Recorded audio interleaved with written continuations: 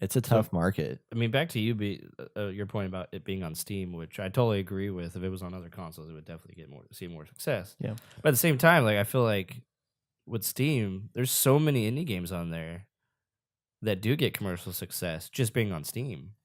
And I really don't know what the ratio between console and PC players are, but I just feel like this is gonna be one of those games like Picasso or whatever. We look back on in like 10 years and like, oh, this game, like, do you guys play this game? It's like 10 years old, but it's so good, and like spurs a revolution in gaming or something like that. But it's just, I don't know. It just doesn't.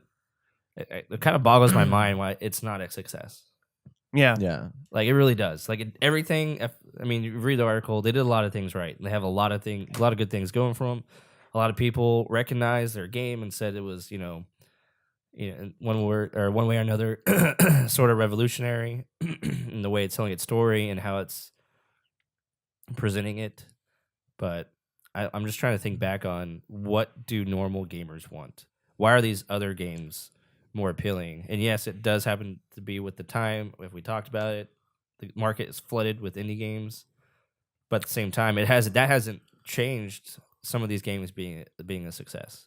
At the same time, right? Other people have thrived on that, So I think I know what you're talking about, and I think a lot of the reasons for that is I was talking to Devin about this before we started the podcast and everything. Is that like this game is for a niche audience. Like if you are under the age of 25, your understanding of American folklore of any kind, unless you sat there and listened to your grandpa tell you about these stories of the Depression and stuff like that, it's probably foreign to you. Very minimal. We like know you probably learned a about- little bit in school about the Depression and what it meant. We know a lot about World War II because all the games have made stuff about World War II for years and years and years. But this area of history hasn't really been touched on in any way.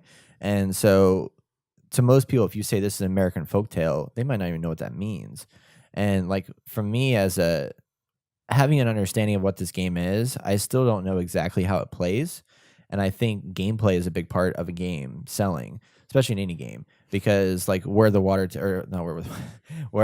of Edith Finch was so successful, I think, in the fact that not only did it have a good, interesting story, but it took the idea of the walking simulator and spin it on its head, and that it had really interesting gameplay mechanics to it.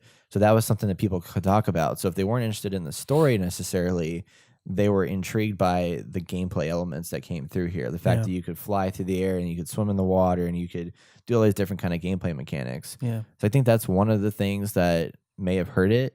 And the other thing is I kind of put this game in the realm of like a Telltale kind of game. Head on over to TheInnerGamer.net for a full podcast episode for our weekly game impressions and top headlines of the week. That's one of me doing an interview. Here's one of all of us. We'll make some cool things. Brett's also right here. Like this video, subscribe, keep up with all the latest video game news and opinions that you care about right here on The Inner Gamer.